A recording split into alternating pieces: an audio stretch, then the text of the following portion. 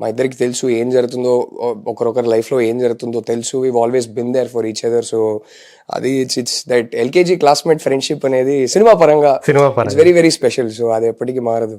అదే అంటే తను సమంతకు సంబంధించి ఒక సర్కిల్ ఉంది ఒకటి, తను ఏదైతే లైఫ్లో రియల్ లైఫ్లో ఫేస్ చేసిందో ప్రాబ్లమ్స్, దానికి తోడు ఇదేదైతే ఈ మెడికల్ ఇష్యూ తనకి ఏదైతే ఉందో ఆటో ఇమ్యూన్ సిండ్రోమ్, సో ఆ టైంలో ఆమెకి బాగా మోరల్ సపోర్ట్ ఇచ్చిన వ్యక్తుల్లో రాహుల్ రవీంద్రన్, చిన్మయి కూడా ఉన్నారు అని నేను వింటూ ఉంటాను. Okay, right right right.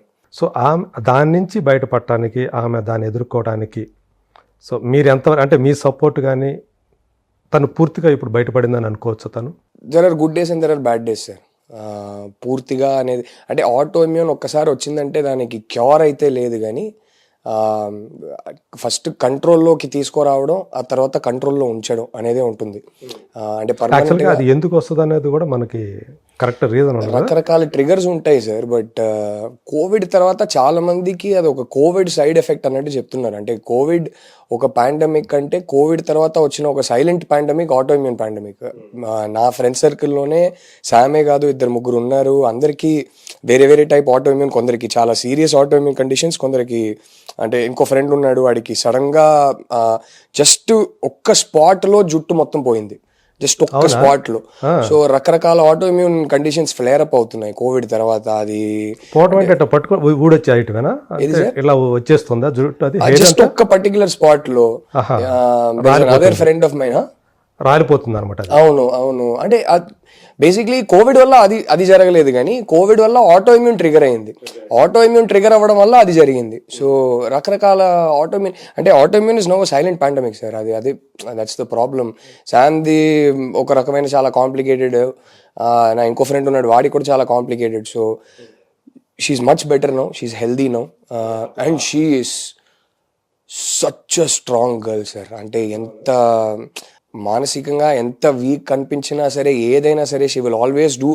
చేయాల్సింది ఎప్పుడు చేసేస్తుంది. ట్రీట్మెంట్ తీసుకోవాలంటే రెగ్యులర్గా డిసిప్లిన్డ్గా ట్రీట్మెంట్ తీసుకోవడం, కానీ ఆ ట్రీట్మెంట్ తీసుకుంటూ అది బెటర్ అవుతున్న ప్రాసెస్లో ఎక్కడ తన వర్కౌట్స్ వదలకుండా ఎంతవరకు కుదురుతుందో అంతవరకు చేసింది. సో షీజ్ అంటే నాకు చిన్నప్పటి నుంచి అంటే we were kids when we met and became friends, and we've sort of gone through adulthood together. And I think the one thing that has not changed in her life is her sense of discipline. అది నాకు కూడా కొంచెం ఉంటే బాగుండేది, కానీ in years ఫ్రెండ్షిప్లో అది మాత్రం నేను నేర్చుకోలేకపోయి. అంటే నాకు నచ్చిన కొన్ని విషయాల్లో నాకు డిసిప్లిన్ ఉంటుంది, బట్ ఆ సెల్ఫ్ కేర్ అనేది ఉంది కదా, ఆ సెల్ఫ్ కేర్ విషయంలో నాకు పెద్ద డిసిప్లిన్ ఉండదు. ఇప్పుడు ఫర్ ఎగ్జాంపుల్ నేను ఒక స్క్రిప్ట్ రాస్తున్నానంటే చాలా డిసిప్లిన్డ్గా రాస్తా, ఇంకే డిస్ట్రాక్షన్స్ లేకుండా. ఒక్కసారి కూర్చున్నానంటే అది ఫినిష్ అయ్యేదాకా అసలు అటు ఇటు కదలను. అలాంటి విషయాల్లో నాకు నచ్చిన విషయాల్లో నాకు డిసిప్లిన్ ఉంటుంది. బట్ ఈ వర్కౌట్ అనేది అంటే కొందరు నచ్చి చేస్తారు, కానీ నాకు అలాంటి విషయాల్లో అబ్బా ఆ అమ్మాయికి ఉన్న డిసిప్లిన్ అసలు వేరే లెవెల్ అది. అయ్యో. సో అయ్యా luckily she is a fighter. ఏది ఉన్నా ఎట్లా ఉన్నా కానీ ఆ మెడికల్ ఇష్యూ ఉన్నప్పుడు కూడా తను చేస్తూ వచ్చేదే సార్. అస్సలు వర్కౌట్ కానీ అంటే ఎవరు ఏం చెప్పినా she is trying alternate therapies and treatments and things like that. So ఎవరు ఏం చెప్పినా సిన్సియర్గా కరెక్ట్ టైంకి ఏది తీసుకోవాలో, ఏం ఎక్సర్సైజెస్ చేయాలో, ఏం చేయాలో అంతా చేస్తుంది.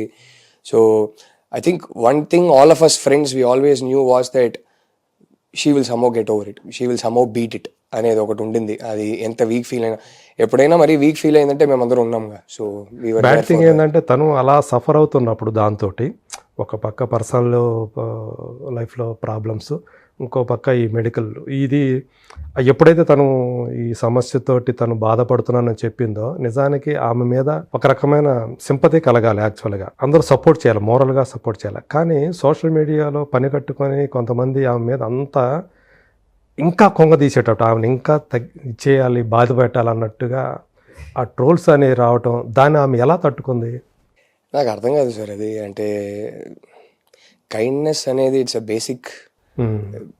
మనం కైండ్గా లేకపోయినా పర్లేదు, అన్కైండ్గా ఉంటే చాలు కదా. అదే అంటే అది అంతే. కొందరు సోషల్ మీడియాలో ఓకే యాక్సెస్ ఉంది కదా, ఎవరినైనా ట్యాగ్ చేసి ఏదైనా చెప్పొచ్చు కదా అని చెప్పేస్తారు. అది మరి అదేదో సింపతి పొందడం కోసమే ఇదన్నీ పెడుతుంది, ఇవన్నీ చెప్తుంది అని చెప్పేసి అలా ట్రోల్ చేయటం. 7, 8, 9 monthsకి అసలు ఏది పోస్ట్ చేయలేదు, అసలు బయటికి రావట్లేదు తను. అవును, తను ఏం డీల్ చేయాలో తన పాప ఒంటరిగా తనే డీల్ చేసింది. కానీ ఫైనల్లీ ఒక శాకుంతలం రిలీజ్కి వచ్చినప్పుడు, లేకపోతే యశోద రిలీజ్కి వచ్చినప్పుడు అప్పుడు బయటికి రావాల్సిందే, తప్పదు. అండ్ ఎక్కడో తనని నమ్మి ప్రొడ్యూసర్స్ డబ్బులు పెట్టారు, దీన్ని నేను ప్రమోట్ చేయాలి అని చెప్పి బయటికి వచ్చింది. బయటికి వచ్చి ఫైనలీ ఇప్పుడు ఒకరి ఇంటర్వ్యూలో ఏదైనా ఒకటి అడిగితే అది మరి ఇంకేం జవాబు ఇవ్వాలి? అవును, ఉన్నది ఉన్నట్టే కదా చెప్పాలి. సో అది ఏమో దాన్ని మళ్ళీ ట్రోల్ చేయడం అది నాకు అర్థం కాదు. And it's something very sad. It's obviously she's one of the biggest heroines and she's one of our biggest stars కాబట్టి ఎక్కువ ట్రోలింగ్ చేస్తారు. బట్ అది ఐ థింక్ ఎవ్రీబడి వాళ్ళ లెవెల్లో అందరికీ trolling is okay sir. Like sometimes when I get trolled I have fun. I mean it's you laugh at it. But ఒక line దాటితే అది ట్రోలింగ్ అని కూడా కాదు, అది just becomes personal attacks after point, it becomes character assassination after point. And that is sad. I don't know what to say. It is difficult for anybody. It is very, very difficult for anybody. అంటే ఆ psychology వాళ్ళు చెప్పే ఆ మాట కన్నా I think what hurts the most is మీరెవరో నాకు తెలీదు, నేను మిమ్మల్ని పర్సనల్గా మీకు ఏ మోసం చేయలేదు, మిమ్మల్ని ఏ విధంగా నేను అఫెక్ట్ చేయలేదు, నా మీద మీకు ఇంత హేట్ ఎందుకు అనేది దాన్ని ప్రాసెస్ చేయడం అనేది ఈజీ కాదు sir. What did I do to you, why are you being so cruel అనేది I think that is the most difficult thing for people to get over. But it's okay. I mean it's part and parcel of the job I guess. అది ఇప్పుడు end of the day all of us artists, writers, directors, all of us end of the day ఇదంతా పక్కన పెడితే we are very blessed that we're in a profession we love. We're very blessed that మా life long మేము చేసుకునే పని మాకు నచ్చిన పని, అది ప్రేమతో చేస్తున్నాం.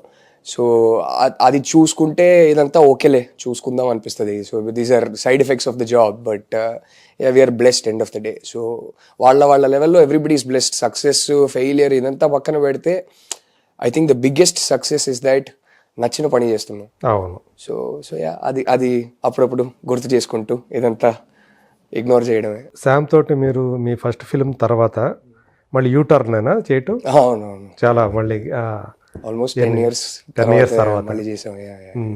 గుర్తు చేసుకున్నారా ఆ రోజులు? గుర్తు చేసుకున్నారా చేసేటప్పుడు? అప్పుడు అంటే సెట్స్ మీద ఆల్మోస్ట్ అది దట్ అయితే felt like a full circle. But అంటే 10 yearsగా అసలు మాట్లాడుకోలేదు. 10 years తర్వాత కలుస్తున్నామంటే వేరేలా ఉండేది.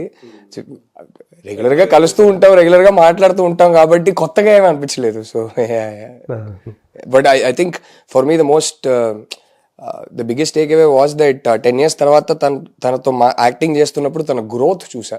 అది చూసి అసలు ఆ శామ్కి అసలు జమీన్ ఆస్మాన్ ఫరక్ ఉందనిపించింది. That I felt very proud that a growth as an actor.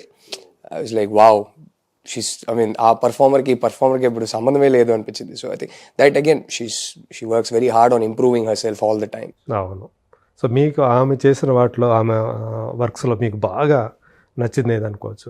I think her best performance definitely is Family Man sir. Family Man చూసి అంటే ఈ లెవెల్కి వెళ్ళగలుగుతుంది పర్ఫార్మర్గా, ఇలాంటి ఒక పర్ఫార్మెన్స్ ఇవ్వగలుగుతుంది నాకు కూడా తెలీదు.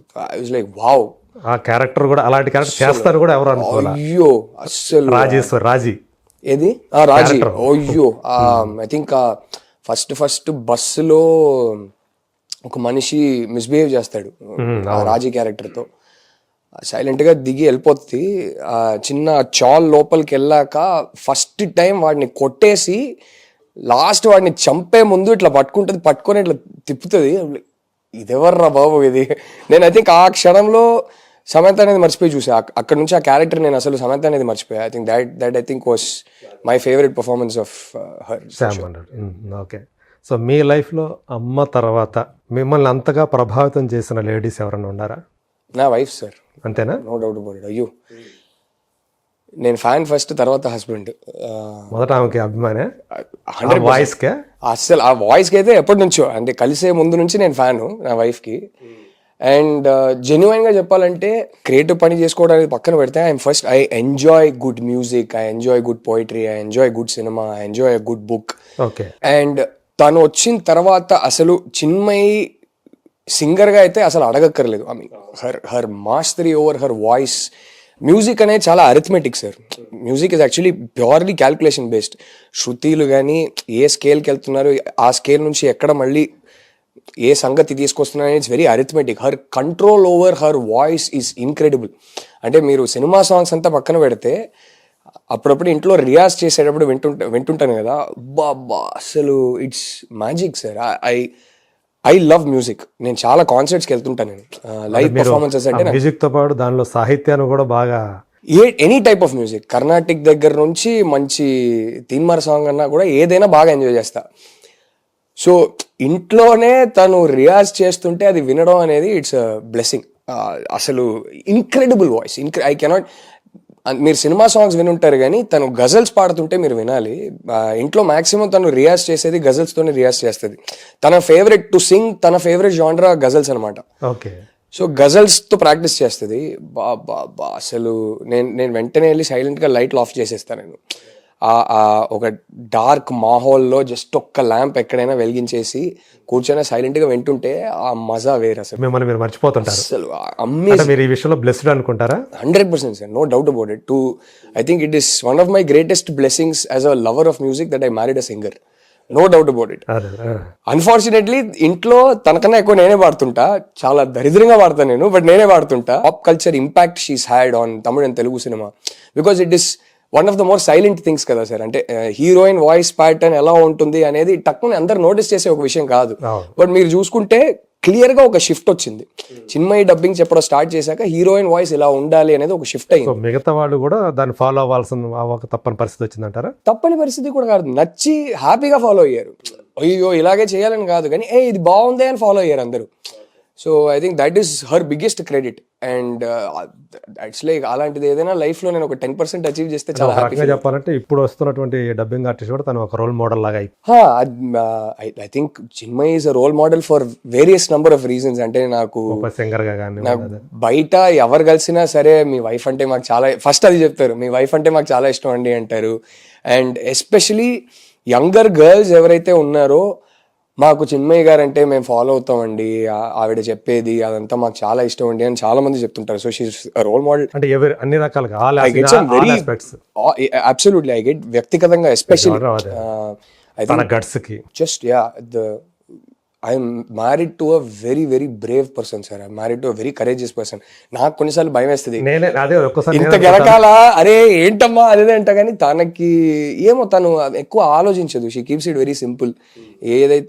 ఏదైనా ఒకటి తప్పని అనిపిస్తే వెంటనే రియాక్ట్ అవుతుంది. నేను మళ్ళీ తర్వాత పిలిచి కాదు నువ్వు రియాక్ట్ అయింది కూడా తప్పు కదా అంటే కూర్చొని ఆలోచిస్తుంది, అవునా అంటది, మళ్ళీ తను చేస్తుంది. But I'm married to a very very brave person. I don't have even 50% of her courage, sir. And plus నేను బై నేచర్ చాలా పీస్ లవింగ్ టైప్. నేను అరే గొడవలు ఎందుకు రా బాబు, నాకు నా లైఫ్ సింపుల్ గా ఉండాలి, క్లీన్ గా నీట్ గా ఉండాలి. I like happy emotions, I like positive emotions. So మీ ఇంటి వాతావరణం కూడా అలాగే ఉంటుందేమో. తను కూడా ఇంట్లో అంతే, చిన్న పిల్ల సార్. అసలు రాకముందు తను వచ్చాక కూడా the reason I married her, the reason we really connected and the reason we felt we will be happy together is because తన ఇంట్లో అయితే చిన్న పిల్ల తను అసలు. కానీ ఎట్లా అంటే ఆర్టిస్ట్గా మీరు ఫస్ట్ మోడల్, మీరు ఆర్టిస్ట్ కాకముందు డైరెక్టర్ కావాలనుకున్నారు, ఆర్టిస్ట్ అయ్యారు sir. Modelling acting completely by accident sir. నేను ప్లాన్ చేసి ట్రై చేసింది కాదు. అంటే మీ లుక్స్ చూసి మోడల్ గా మీకు ఆఫర్లు వచ్చినాయి. నా లుక్స్ చూసి ఎందుకు వచ్చాయో నాకు తెలియదు కానీ బాంబేలో స్టార్ట్ అయింది. ఆల్మోస్ట్ ఒక 7-8 యాడ్స్ చేసా. బాంబేలో నాకు ఫుల్ టైం జాబ్ ఉండింది. అక్కడే మీ ఫైనల్ చదువుకుంది మీరు? చదువుకున్నది అహ్మదాబాద్లో చదువుకున్నా, మైకాలో చదువుకున్నా. మైకా నుంచి క్యాంపస్ ప్లేస్మెంట్ నాకు బాంబేలో అయింది. బాంబేలో క్యాంపస్ అడ్మినిస్ట్రేషన్ మీరు చేసింది? అవును సార్, ఎంబీఏ చేశాను. ఆ తర్వాత I did another 1 year micro specialization course in marketing. So అది చేసి బాంబేకి వెళ్ళాను. బాంబేకి వెళ్ళాక ఐ మీన్ నాకు ఫుల్ టైం కార్పొరేట్ జాబ్ ఉండింది. సైడ్ బై సైడ్ ఏదో లంచ్ మీటింగ్లో ఉంటే ఎవరో ఆడిషన్ చేస్తారని అడిగారు. అప్పట్లో బేసిక్లీ ఈ యాడ్స్లో మోడల్స్ అంటే ఇలాగే ఉండాలి అనేది ఒకటి ఉండింది దానికన్నా ముందు. అప్పుడప్పుడే అంటే ఒక 6 foot చూస్తేనే మోడల్ అని అనిపిస్తారు. ఒక అడ్వర్టైజ్మెంట్లో ఒకరిని పెడుతున్నామంటే వాళ్ళకే ఒక ఆస్పిరేషనల్ వాల్యూ ఉండాలి. ఇలాంటి వాళ్ళు ఇలాంటి బట్టలు వేసుకుంటున్నారు, నేను కూడా వేసుకోవాలనేది ఆ ప్యాటర్న్లో ఉండేది. కరెక్ట్గా నేను బాంబేలో ఉన్న టైంకి అది మెల్లగా మారుతుంది. ఇంకా రిలేటబుల్ ఫేసెస్ పెడదాం అనేది కరెక్ట్గా ఆ టైంలో చేంజ్ అవుతుంది. సో నాకు కూడా నన్ను పిలుస్తున్నారేంటి, నాకు అర్థం కాదు, ఇంతమంది రితిక్ రోషన్లు ఉంటే బాంబేలో అనిపించేది. బట్ అప్పుడు ఒక 7-8 యాడ్స్ చేసా ప్యూర్లీ బై యాక్సిడెంట్. అంతే. అది చేసి నేను జాబ్ వదిలేసి నాకు ఇంకా ఇప్పుడు ట్రై చేయకపోతే ఎప్పుడు ట్రై చేయను. నాకు ఒక ప్రమోషన్ డ్యూ సార్ నాకు జాబ్లో. సో అది నాకు ఇప్పుడు శాలరీ పెరిగితే మళ్ళీ నేను ఏదో వెళ్ళి ఒక ఫస్ట్ కార్ తీసుకుంటా, ఈఎంఐ లోచాలో పడిపోతా నేను. ఆ తర్వాత జాబ్ వదలడానికి గట్స్ రాదు, చేయాలంటే ఇప్పుడే చేసేద్దాం అని చెప్పి నాకు ఆల్మోస్ట్ 7th 8th స్టాండర్డ్ నుంచి నాకు ఫిల్మ్ మేకర్ కావాలి నాకు అనేది ఉండింది. ఓకే. సో నేను జాబ్ వదిలేసి చెన్నైకి వచ్చేసా, అసిస్టెంట్ డైరెక్టర్ జాబ్ వెతుద్దామని. నా మైండ్లో అప్పుడు ఇన్స్పిరేషన్ ఎవరు డైరెక్షన్లో కావాలంట అనుకోవడానికి? ఏ మంచి సినిమా తీసిన డైరెక్టర్ అయినా సరే ఇన్స్పిరేషన్. ఓకే. ఫస్ట్ సినిమా అంటే నాకు ప్రేమ వచ్చింది ఒక I must have been 12 or 13 years old sir. Nayagan చూసా సినిమా, రిలీజ్ అయినప్పుడు కాదు కానీ తర్వాత టీవీలో ఫస్ట్ టైం చూసా. కమల్ హాసన్ మణిరత్నం గారిది నాయగన్ సినిమా చూసి ఐ థింక్ ఆ సినిమానే ఫస్ట్ టైం ఓహో అంటే చిన్నప్పుడు మనకి ఇది ఒక సినిమా, ఇది ఎవరో తీశారు ఇదంతా ఉండదు కదా, జస్ట్ సినిమా అంటే చూస్తుంటాం. ఆ సినిమా చూసాక ఇది ఇంత కంప్లీట్లీ డిఫరెంట్గా ఉంది, అయితే దీన్ని ఎవరు తీశారు, ఎలా తీసుంటారు, ఆ మనిషి మైండ్ సెట్ ఏంటి, ఈయన మాత్రం ఎందుకు ఇంత డిఫరెంట్గా తీస్తున్నారు, ఈ మనిషి ఏంటి ఇలా యాక్టింగ్ చేస్తున్నారు, వేరే వాళ్ళు ఇట్లా యాక్టింగ్ చేయట్లేదే. సో ఎక్కడో సినిమా అనే దాని మీద ఇంట్రెస్ట్ వచ్చింది ఆ సినిమా చూసి సార్. మెల్లగా then just fell in love with cinema. So job వదిలేసి మనం అసిస్టెంట్ డైరెక్టర్గా అయిపోదాం అని చెప్పి నేను చెన్నైకి వచ్చా. నాకు అప్పుడు తెలియంది ఏంటంటే ఆ అసిస్టెంట్